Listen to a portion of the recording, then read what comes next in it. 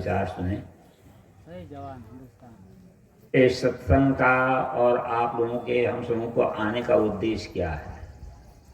दादा देख रहा है अभी जो आप लोगों ने सुना कि हमको वहाँ वो मंजिल प्राप्त करना है, उसके आगे कुछ भी नहीं है। वो क्या है, इस पर थोड़ा सा विचार करें। भौतिक चीज़ें आपके पास जितनी बढ़ती चली जाएंगी उतनी तृष्णा बढ़ती चली जाएगी। कुछ और दूर कहता ही आठों याम रहा, मेरे जीवन में न विराम रहा। जीवन में विराम नहीं और अंत में सब छूटने वाला है। कहते हैं कि मलेशिया में जमीन बहुत सस्ती मिलती थी। एक व्यक्ति गया मलेशिया में जमीन खरीदने के लिए।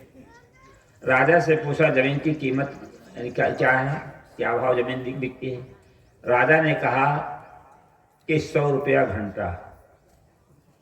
मतलब जितना दिन में भर में दौड़ करके आ जाओ मेरे पास उतनी जमीन तुम्हारी है, उस हिसाब से 100 रुपया घंटा। वो चल जा दौड़ने लगा। दौड़ते दौड़ते दिन भर दौड़ता रहा। जलपान भी ले गया तो जलपान भी नहीं किया। कहा समय आज हो जाएगा। दौड़ते दौड़ते लौटने लगा। कहा कि पहुंच जाए जल्दी, नहीं तो कुछ नहीं मिल पाएगा। आते आते कुछ दूर तक रह गया है और गिरा और तुरंत मर गया। क्या मिला उसको? वहीं पर गाड़ दिया गया। 3.5 हाथ की जमीन मात्र मिली। अब बड़ा बताइए, हम लोग तो वही कर रहे हैं ना, दौड़ रहे हैं। केवल दौड़ते दौड़ते अंत में जीवन समाप्त हो जाता है। क्या हमको अपनी मंजिल मिल पाती है? अपने आप का बोध भी नहीं है। जननी जाना, जनक जाना, बंधु जाना, बांधो जाना, आना जाना, जाना जाना, खाना जाना, पीना जाना, सब कुछ जाना, लेकिन अपने आप को ना जाना। तो कुछ खाक ना जाना, कुछ नहीं जाना। मैं कौन हूं नहीं जाना तो कुछ नहीं जाना। सब कुछ तो आप जान लेते हैं। माता पिता ने भी जनाया, विद्यालय में पढ़ने जाते वहां भी जनाया गया, लेकिन अपने आप को किसी ने जनाया है? ये संत गुरुजन जनाते हैं आपको। जो बातें सुनते आ रहे हो, तुम शरीर नहीं हो, तुम आत्मा हो। शरीर के लिए कितना दौड़ लगा लें, क्या मिलेगा आपको? भोजन, कपड़ा, निर्वाह की चीजें। अगर लखपति, करोड़पति, अरबपति भी बन जाते तो खाएंगे कितना? बस पेट भर। कपड़ा कितना पहनेंगे? बस शरीर पर धोती है या जो कुछ थोड़ा बड़ा कपड़ा पहनेंगे। कितना कपड़ा पहन लेंगे? बस इतने ही है। और अंत में सब छोड़ के जाना होगा तो कफन भर के हो जाएगा साथ में, उसको वो भी सड़ जाएगा। तो आपके साथ क्या जाएगा? अब यहाँ पर विचार के जीवन जीने की कला सीखना है। कहा जाता है न कोई कुछ लाया है न लेकर के जाएगा। जब बच्चा आता है एकदम नग्न रहता है, कोई कपड़े उसके तन पर नहीं रहते, और जब जाता है तो भी नग्न होता है। तो आप लोग उसको कफन दे देते हैं, लेकिन कफन भी सड़ करके खत्म हो जाता है, तो भी अकेले रहता है, खाली हाथ रह जाता है। लेकिन कुछ लाता भी है, ले भी जाता है। लाता क्या है? अपने स्वभाव शुभ कर्मों का प्रणाम लेकर के आप आते हैं। जो कर्म किया है उस कर्मों का फल यहाँ पर भोग रहे हैं आप, वो लेकर के आते हैं। और जब जाएंगे तो क्या लेकर के जाएंगे? जो शुभ और अशुभ कर्म करेंगे वही आपके साथ जाएगा। और वो क्या है, आपके साथ कैसे है? आप कहीं 20 वर्ष की उम्र में कहीं बंबई गए और एक घड़ी चोरी कर ली। चोरी करने में आप सफल हो गए। 100 वर्ष तक अगर जिंदा रह जाते हैं तो 80 वर्ष के बाद भी याद है कि मैंने घड़ी चुराया था। याद है ना? वो याद रखने वाला कौन है? आपके हृदय में बैठा हुआ है, वही भगवान है, परमात्मा का वो बैठा हुआ याद कर रहा है। कोई ठंडे से काफी ठंडा रहा है, कांप रहा है, आपको दया लगी, एक कमल उसको बढ़ा दिया या अपना ओढ़े हुए कमल दे दिया उसको। अब जिंदगी भर आपको प्रसन्नता रहेगी कि मैं किसी व्यक्ति को एक कमल दिया था। किसी का भोजन छीन करके अगर खा लेते हो तो कुछ समय के लिए तो आपकी तृप्ति हो जाएगी, लेकिन अंतरात्मा कचोट है कि मैंने भोजन छीन करके खा लिया। अगर आपके पास भोजन सामने आ गया, कोई भूखा व्यक्ति आ गया है, उसको खिला देते हो, जिंदगी भर ये संस्कार आपके पास रहेगा कि मैंने किसी को भूखे को भोजन खिला दिया था। ये आपके साथ है कि नहीं? आपके पास बहुत कुछ धन घर में रखा हुआ है, बहुत कुछ अनाज भी रखा हुआ है। जितना अन्न आप ले जाकर खेत में मिट्टी में मिला देते हो और अपने घर की पूंजी, खाद और पानी उसमें डालते हो, पूंजी लगाकर, तो कई गुना खेत आपको देता है।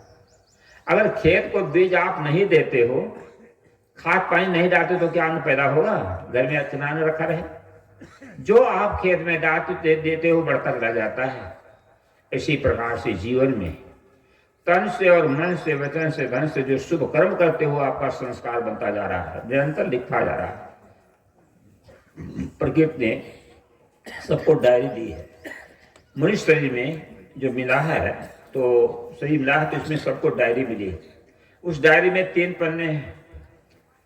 एक पन्ना को तो प्रकृति ने लिख दिया है, सुख दुख देहिक दैविक भौतिक जो ताप हैं आपके बने हुए हैं, एक डायरी, एक पन्ना को उसने पहले से प्रकृति ने लिख दिया है। बीच का पन्ना खाली है। अब बीच के पन्ने में आपको लिखना है, और अंतिम पन्ना जो आप कर्म करेंगे उसका परिणाम उसमें लिख जाएगा, मिलेगा उसका। आप जीवन में क्या कर रहे हो, अपने डायरी में क्या लिख रहे हो? आंख से जो गलत दृश्य देखते हो वो भी डायरी में लिखा जा रहा है, सही दृश्य देखते हो वो भी लिखा जा रहा है। अभी जैसे आपकी शुभ भावना है, चलो भाई कोटियाडी में साध्वी आश्रम पर सत्संग हो रहा है, शुद्ध भाव बना करके सत्संग में पहुंच गए, भले न कुछ समझ पाओ, लेकिन इतना तो संस्कार बना हुआ है कि हम यहाँ गलत काम करने के लिए नहीं, हम सुनने के लिए आए, सत्संग सुनने के लिए आए, ये संस्कार बन गया। जितना समय आप यहाँ पंडाल में बैठे हो उतना अपने जीवन का समय सार्थक हो रहा है, बाकी सब निरर्थक। जो आप कुछ पुण्य दान करते हो वो सार्थक होता है और बाकी निरर्थक। आप बैंक में खाता खोल दो, पैसा जमा करते जाओ और आपके पासबुक पर एंट्री हो रहा है तो आपको मिलेगा। अगर एंट्री नहीं हुआ तो नॉन एंट्री, गया सब खाते में। इसी प्रकार से जीवन में जो कुछ कमाते हो, धर्म परमार्थ में खर्च कर देते हो, गरीबों की सेवा में खर्च कर देते हो, परोपकार में खर्च कर देते हो, आपका एंट्री हो गया है। जितना खर्च करते हो आप बच्चा के शादी में, पढ़ाई लिखाई में, घर मकान बनाने में, अपने जीवन निर्वाह में जो कुछ खर्च करते हो तो नॉन एंट्री, कुछ एंट्री नहीं होगा, सब यहीं के यहीं रह जाएगा। अब आप बतलाइए कितना आप परमार्थ में खर्च कर रहे हैं। अगर यहाँ जीवन जीने की कला आपको आती है तो आप अपना ये एंट्री आपका होता जा रहा है समय और शक्ति का। इसलिए सत्संग में जाओ, संतों के द्वारा कुछ सुनो और अच्छे कर्म करो। किसी के काम जो आए उसे इंसान कहते हैं, पराया दर्द अपनाए उसे भगवान कहते हैं। किसी के जो काम आ जाता है वो इंसान है और किसी के दर्द को अपना लेता है भगवान है। डॉक्टर भगवान होता है। अभी मेरे दांत में दर्द हो रहा था, रात में और दिन में नींद नहीं पड़ती थी। धमतरी में एक डॉक्टर अभिषेक गोयल जी हैं, वो डेंटल के स्पेशलिस्ट हैं, डॉक्टर हैं। उनके पास गया, लेकिन उनकी सज्जनता मैंने देखा, आदमी के व्यवहार से परिचय होता है। बहुत बढ़िया बोलते हैं और एक को पैसा भी नहीं लिया, दवा भी दे दिया और प्रेम से उखाड़ दिया जाए तो बड़ी शालीनता से बात करते हैं। ये ऐसा है क्या है डॉक्टर? भगवान। जो दुख को दूर कर देता है वो भगवान है, और जो डॉक्टर केवल पैसा ही लेता है और पैसा का ही लोभ है तो वो शैतान होता है। एक अमित कुमार नाम का डॉक्टर था, मैंने कहीं पढ़ा तो सुना था, 500 किडनी की चोरी किया, 500 किडनी की, कितने जीवन को उसने बर्बाद किया। अब बताओ भगवान है कि शैतान? जो किडनी की चोरी कर लेता था वो शैतान है कि भगवान? एक महिला कहीं दिल्ली में ऑपरेशन कराया और डॉक्टर जो है क्या किया, 5,000 रुपया उसको दे दिया इलाज के लिए और फिर निःशुल्क जो ऑपरेशन कर दिया। महिला ने सोचा डॉक्टर साहब बड़े अच्छे हैं, लेकिन किया क्या उस डॉक्टर ने? एक किडनी चोरी कर दी। पटना में जब उसका फिर जांच हुआ, जांच कराई, कोई बीमारी हुई तब एक किडनी गायब। अभी एक किडनी कम से कम 4-5-6 लाख की किडनी चोरी कर लिया और 5,000 रुपया दवा के लिए दिया, निःशुल्क ऑपरेशन कर दिया। वो डॉक्टर कहा जाए कि शैतान कहा जाए? जिसके अंदर भगवत्ता है वो भगवान है। आपके अंदर भी भगवान आप भी हैं कि दूसरे के दर्द में काम आते हैं, दूसरे की सहायता करते हैं, किसी प्रकार से काम आ जाते हैं तो आप इंसान हैं। तो यह सूत्र याद रखो, किसी के काम जो आए उसे इंसान कहते हैं, पराया दर्द अपनाए उसे भगवान कहते हैं। भगवान भगवती और कहीं पर हैं, देखो इधर भगवान बैठे, इधर भगवती बैठी हुई। और भी भगवान कहा जाता है संत भगवान। हमारे घर आए संत भगवान। बुद्ध को लोग भगवान कहते हैं, महावीर को भगवान कहते हैं। भगवान का मतलब भग्न कर दिया है जिसने अपनी बुराइयों को, अपने विकारों को जिसने नष्ट कर दिया है वो भगवान है। काम को और लोगों जो विकार हैं इनको नष्ट कर दिया और पंच विषयों की जो आसक्ति को दूर कर दिया वो भगवान है। तो पुरुष भगवान है तो माताएं क्या हैं? वो भी तो भगवती हैं। जिन्होंने काम को लोभ मोह इत्यादि को जीत दिया, विकारों को नष्ट कर दिया, वो भगवती हैं। आप भी हो सकते। भगवान क्या एक पद है, ईश्वर एक पद है। जो लोग कहते हैं कभी पंथी कुछ नहीं मानते, नास्तिक होते हैं, ये बात मत समझना। हम लोग भी मानते हैं ईश्वर। ईश्वर का मतलब क्या होता है? मालिक या स्वामी। जैसे कहा जाता है मंडलेश्वर, संधि विच्छेद करो तो मंडल धन ईश्वर एक समूह है। उस समूह का जो हेड होता है उसको कहते हैं मंडलेश्वर। जितने भूखंड का जो मालिक होता है उतने का वो ईश्वर होता है। गांव का जो सरपंच है, मुखिया, उधर मुखिया कहते हैं उत्तर बिहार में, और तो उसको कहते हैं मुखिया। जो मुखिया है अथवा सरपंच है वो गांव का ईश्वर है, मालिक। घर का जो मालिक होता है घर का ईश्वर होता है। और पत्नी का मालिक कौन है? पति। तो पति ईश्वर हुआ कि नहीं? अब दूसरे ईश्वर की पूजा करो तुम्हारी भक्ति बनेगी क्या? पति ईश्वर है, मालिक है। पुत्र के लिए पिता ईश्वर है। और ये आत्मा शरीर का मालिक है ईश्वर। सर्वभूतानां हृदय से अर्जुन तिष्ठत्। हे अर्जुन, ईश्वर सभी भूत प्राणियों के हृदय में स्थित है। क्या कबीरपंथी ईश्वर को नहीं मानते? हाँ भाई, तथाकथित झूठे ईश्वर को नहीं मानते। सत्संग में आओगे तो ईश्वर का पता चलेगा। ईश्वर क्या चीज है, भगवान क्या चीज है, परमात्मा क्या चीज है। तो सत्संग में आकर के जब बैठोगे तब ये बात समझ में आएगी। देखो उदाहरण देता रहता हूँ। एक पुरुष था, घी खाने का टक रहा था, मतलब आदित्य का था, बिना घी के भोजन करे नहीं। उसकी पत्नी थाली में घी डाल दे तो वो भोजन करता था। एक दिन संजोग से हो गया, ससुराल में पत्नी मैके में थी। अब भोजन बनाती है तो जानती थी मेरा पति बिना घी के भोजन नहीं करता है। तो उसने क्या किया, शीशी में देखा थोड़ा सा घी था, गर्म किया और भात ढक करके उस पर से घी डाल दिया, ढाँक करके भात से ढाँक दिया। कई लोग बैठे खाने के लिए, तो अपने पति की थाली में थोड़ा सा घी था, डाल दिया और भात से ढाँक दिया। वो थाली अपने पति के सामने बढ़ा देती है। पति ने देखा इसमें घी नहीं है और ये जानती बिना घी के मैं भोजन नहीं करता, तो घी डाला क्यों नहीं? पति ने इशारा किया, जानो तो काहे न मानो। तुम जानती हो बिना घी के भोजन क्या, तो घी क्यों नहीं डाला? जानो तो काहे न मानो। तो पत्नी संकेत करती है, सानो तब जानो। इसको सानो मिलाओ तो जरूर घी आएगी नहीं। अब भला बताओ, भगवान को तो मानते रहे कि सने नहीं सत्संग में। ये सत्संग में भगवान का परिचय कराया जाता है। जो भगवान से मिले हैं वो भगवान का परिचय कराते हैं। आपको भी भेंट कराते हैं भगवान को। वो भगवान कौन है? सबसे पहला भगवान तो अपने अंदर में बैठा हुआ जो आत्मा ही भगवान ईश्वर है। और यही आत्मा, जो मैंने कल कहा था कि जो आत्मा परिशुद्ध हो जाती है, पवित्र हो जाती है, तो ये परमात्मा हो जाती है। इसके अलावा कहीं भगवान परमात्मा कहते हैं। कबीरपंथी लोग मूर्ति नहीं मानते हैं। हम लोग मूर्ति मानते कि नहीं मानते? ये जितने सब मूर्ति बैठे हैं कि नहीं, आप उस मूर्ति को मानते, न चलती है, न फिरती है, न खाती है, न पीती। किसी ने कहा मंदिर में पड़ी मूर्ति कुछ खा न सकेगी, और पूछो जो कोई बात तो बतला न सकेगी। पूछो जो कोई बात तो खामोश रहेगी। उठ करके चल दोगे तो कुछ न कहेगी। रख दोगे खाने को फल फूल मिठाई, आ जाएगा चूहा तो कर जाएगा सफाई।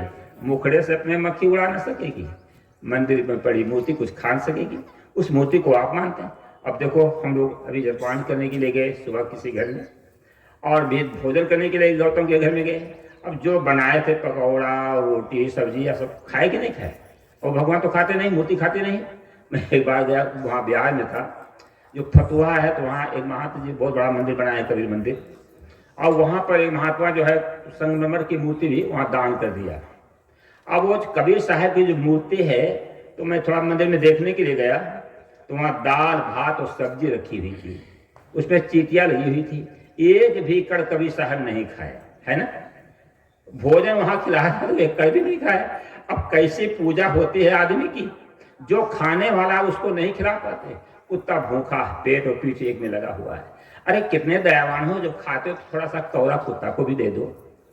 गाय के दूध निकालते हो, पशु से दूध लेते हो, लेकिन पशु आपका भूखा है, दाल आपको बढ़िया दाल चावल सब्जी और भून भान करके पका करके खाते हो, और गाय का दूध भी निकाल लेते हो, और गाय को ठीक से चारा भी नहीं दे पाते।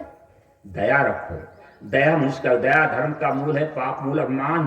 तुलसी दया न छोड़िए जब तक घट में प्राण। उसके ऊपर दया रखो। आदमी दयाशील है। कोई गलती कर दे तो क्षमा कर दो।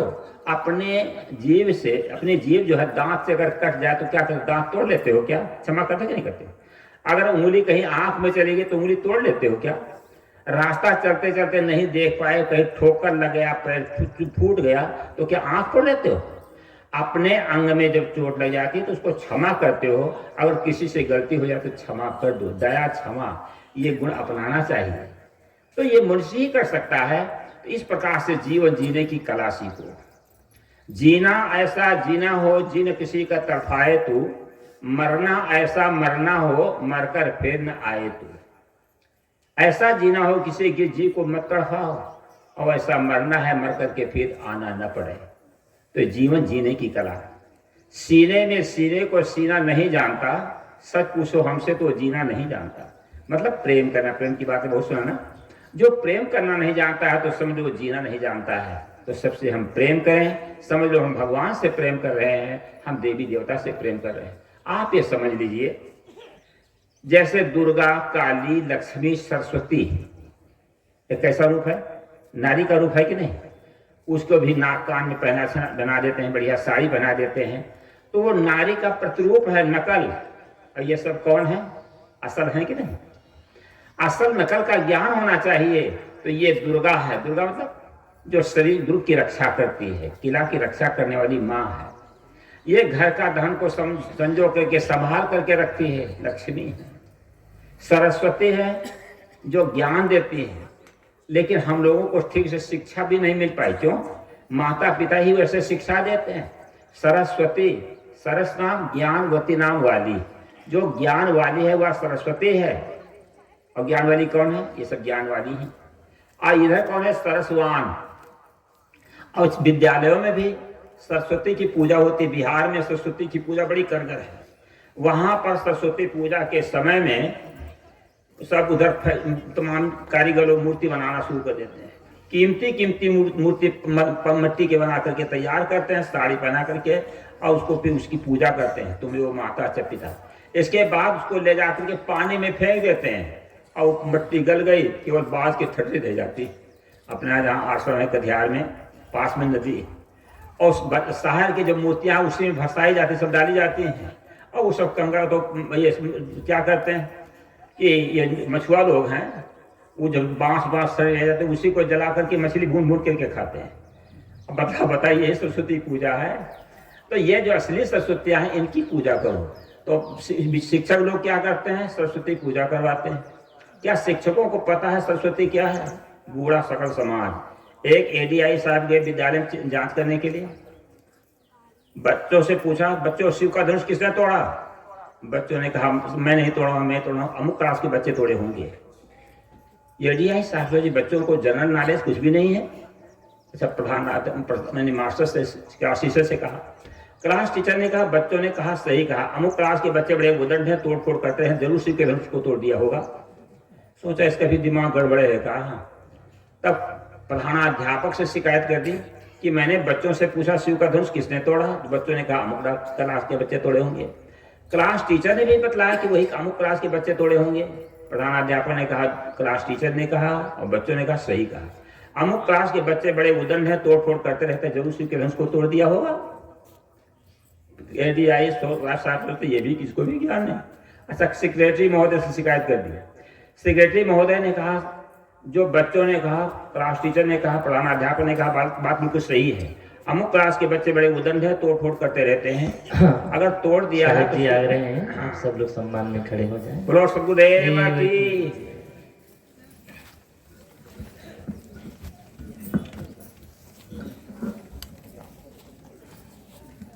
और साथ साथ आगे बढ़ कर के, वैसे व्यवस्थित हैं आप सब, मैं जानता हूँ आज बहुत व्यवस्थित है, लेकिन थोड़ा आगे बढ़ बढ़ के बैठेंगे, पीछे आने वालों के लिए भी जगह मिल जाएगी। आगे और बढ़ जाओ, सब लोग आगे बढ़ जाओ, करेगा बट यहाँ तक ठीक है। आप सब विराजें। बोले सद्गुरु देव की जय। शांति से अपनी अपनी जगह में बैठ जाए। आइए साहब जी के विचार को पूरा सुने। हाँ, अब ध्यान दें। तो सेक्रेटरी महोदय ने कहा, अमुक क्लास के बच्चे बड़े उदंड है, तोड़ फोड़ करते रहते हैं। जब कड़ाई की जाती तो हड़ताल शुरू कर देते हैं तो बड़ा खर्चा हो जाता है, बहुत क्षति हो जाती है। अगर शिव के धनुष को बच्चों ने तोड़ दिया है तो कम पैसे में रिपेयरिंग हो जाएगी, अब ज्यादा बात बढ़ाने की जरूरत नहीं। अब आप लोग जानते हैं शिव के धनुष को किसने तोड़ा था? राम ने तोड़ा था। लेकिन अब वो बच्चों को शिक्षा ही नहीं मिल पाई, वही दशा होती है। तो समझ लो, आज सरस धनवती सरस्वती, सरस नाम ज्ञान, वती नाम वाली, जो ज्ञान वाली है वो सरस्वती है, और सरसवान ज्ञानवान है। सरस्वती पूजा के दिन विशिष्ट पूजा होनी चाहिए शिक्षक और शिक्षिका की। बच्चों को चाहिए कि शिक्षक को और शिक्षिका जो अध्यापिका है उनको बिठा दें, कुर्सी पर नए कपड़े पहना दें, फूल माला उनको पहना दें, कुछ प्रसाद चढ़ा दें, क्योंकि गुरु की कृपा से उनको भौतिक ज्ञान मिला है। जिस माँ बाप ने बच्चों को जन्म दिया है, पाला पोसा है, उन बच्चों के द्वारा माता पिता को कुर्सी पर बिठाकर और उनको फूल माला पहनाकर नए कपड़े पहना दें और उनकी पूजा करें, फूल माला चढ़ावें। यह है वास्तविक सरस्वती पूजा। खेत किसी का जो तो लगान किसी को पटाते कोई न्याय हुआ क्या? माता पिता का बहुत बड़ा उपकार है। भौतिक दृष्टि से अध्यापक लोगों ने बच्चों को शिक्षा दिया, उनका उपकार है। और ये अध्यात्म दृष्टि से ज्ञान जो देते हैं संत गुरुजन, इनका बहुत बड़ा उपकार है। माता पिता, शिक्षकगण और संत गुरु ये पूज्यमान है। इनकी सेवा करो और इनके उपकार को समझो। मेरी बातों को आप लोग बहुत शांतिपूर्वक सुने, आप लोगों को धन्यवाद है। अब मैं अपनी वाणी विराम दूंगा। एक बात और समझ लेना, कोई बात कभी आपको कड़वी मालूम पड़े, डॉक्टर जब ऑपरेशन करता है तो चीर फाड़ करता है, रोगी उसके सामने हाथ पैर फैला देता है, डॉक्टर को समर्पित कर देता है, लेकिन डॉक्टर का उद्देश्य है उसके रोग को निवृत्त करने का। इसी प्रकार से मानसिक रोग से समस्त लोग पीड़ित हैं। ये संत गुरुजन कुछ शब्दों के द्वारा आपकी जो है उसको निकालना चाहते हैं, आपके मानसिक रोग दूर करना चाहते हैं। इसलिए ब्रह्मभूल के खंडन की बात कुछ आ जाती है, इस पर बुरा नहीं मानिएगा और इस पर विचार कीजिए। बस बोलो सद्गुरुदेव की जय।